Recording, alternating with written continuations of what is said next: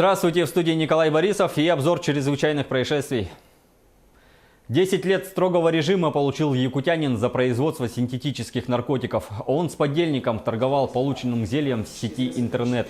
Во все тяжкие мужчины пустились летом прошлого года. Лабораторию организовали в частном доме, где и наладили серийное производство. Они изготавливали и размещали по тайникам запрещенные вещества крупными партиями. Осужденный был взят под стражу в зале суда. Разлив нефти на Талаканском месторождении не несет угрозы окружающей среде. Инцидент произошел в Ленском районе на узле предохранительных клапанов из-за разгерметизации, сообщили в пресс-службе «Транснефть Восток». Загрязнение окружающей среды, в том числе водоемов, отсутствует. Нефть стеклась на герметичную бетонную площадку. Объем составил 8 кубометров. Площадь загрязнения 600 квадратных метров. Сейчас нефть собрана и очищена сорбентом, а площадка засыпана песком. Между тем, возбуждено уголовное дело о загрязнении реки Лена отходами нефтепродуктов. Об этом сообщила Якутская транспортная прокуратура. Ведомство совместно со специалистами управления Роспотребнадзора проверили соблюдение экологического законодательства. Цитата. В ходе проверки установлено, что в мае 2018-го в районе Якутска при утилизации судна «Нефтесборщик 504» в нарушении требований экологического законодательства не была проведена надлежащая зачистка его от отходов нефтепродуктов, хранившихся в трюмах. В результате при сезонном подъеме уровня воды разрезанное судно оказалось затопленным и нефтепродукты попали в реку, сказано в сообщении. Ущерб по информации Роспотребнадзора составил более 9 миллионов рублей. Госавтоинспекция проведет профилактическое мероприятие «Нетрезвый водитель» по массовой проверке водителей. Мероприятие пройдет в столице республики с субботы по вторник. Инспекторы будут дежурить на въездах лесных массивов и выездах из населенных пунктов. Проверка проводится в целях предупреждения возникновения лесных пожаров, предупреждения дорожно-транспортных происшествий с участием водителей в состоянии опьянения и профилактики детского дорожного транспортного травматизма, говорится в сообщении.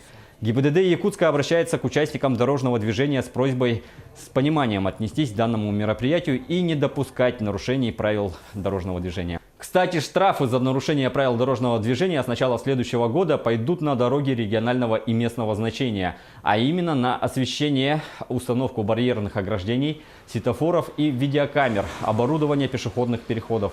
Подписанные президентом поправки в бюджетный кодекс обязывают региональные власти направлять все собранные штрафы только в региональные дорожные фонды. Сейчас штрафы с водителей и пешеходов власти субъектов могут использовать на другие цели. Речь идет о довольно внушительных суммах. Ежегодно в стране штрафов уплачивается примерно на 60 миллиардов рублей.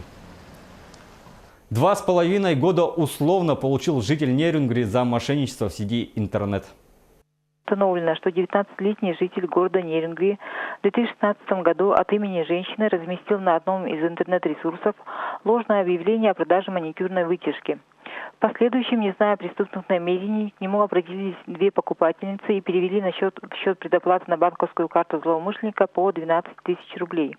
Условия договора мужчины не выполнены, денежными средствами он распорядился по своему усмотрению.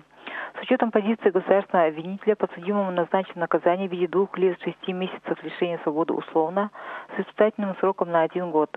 Также удовлетворены гражданские иски о взыскании с осужденного причиненного материального ущерба потерпевшим. Неосторожное обращение с огнем и выжигание сухой травы – таковы основные причины лесных пожаров. В связи с установлением положительных среднесуточных температур воздуха в Нерубинском районе 14 мая открыт пожароопасный сезон. В данный момент в районе действует один лесной пожар на общей площади 40 гектаров в местности Хаты. По предварительным данным, причина возгораний – человеческий фактор. В тушении задействованы 43 человека, в том числе 4 единицы техники. В районе объявлен особо противопожарный режим. Отметим, в прошлом году к этой дате был зарегистрирован один лесной пожар. Причина возгорания, конечно, человеческий фактор. Там участковый работает, полиция работает и расследует. Говорят, уже нашли виновника. После пожара посчитаем ущерб, сколько сгорело, и вот определяет, скорее всего, суд, наверное, думаю. Федеральные власти окажут помощь пострадавшей от паводка Якутии. Об этом сообщил вице-премьер полпреда президента страны на Дальнем Востоке Юрий Трутнев. Цитата. «Я попросил министра ЧС подготовить сверку расчетов с республикой. После этого правительство будет принимать решение. Как это всегда бывает в таких ситуациях, когда признается чрезвычайная ситуация федерального масштаба, мы помогаем, сказал Трутнев журналистам на медиасаммите во Владивостоке. Напомним, с 14 мая в республике из-за паводка объявлен режим чрезвычайной ситуации федерального уровня. Пострадало много населенных пунктов. Профилактическая акция «Внимание! Переезд» стартовала на железной дороге в Южной Якутии. Мероприятие призвано обратить внимание водителей автомашин на необходимость строгого соблюдения правил дорожного движения при пересечении железнодорожных переездов. Более подробно в материале Екатерины Павловой. Акция «Внимание! Переезд» проходит в канун Международного дня привлечения внимания к железнодорожным переездам. Железнодорожники совместно с представителями ГИБДД проводят ее во всем районе. И начали с железнодорожного переезда с наиболее интенсивным автомобильным потоком на автодороге Беркакит-Нерингри. Если взять в целом по России, по сети дорог, только за истекший период 2018 года допущено уже 106 случаев ДТП на железнодорожных переездах.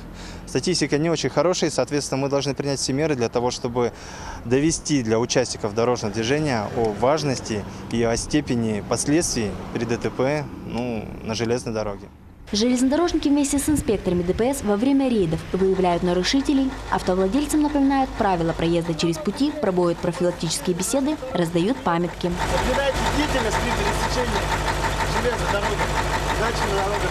Железнодорожники и госавтоинспекция призывают автовладельцев ответственно относиться к личной безопасности и безопасности окружающих людей. И в любом случае, независимо от сигнала светофора, положения шлагбаума, указаний дежурного по переезду, не забывать убедиться в отсутствии приближающегося поезда. От соблюдения правил дорожного движения зависит не только жизнь водителя, но также жизнь и здоровье пассажиров автотранспорта и поезда, машинистов.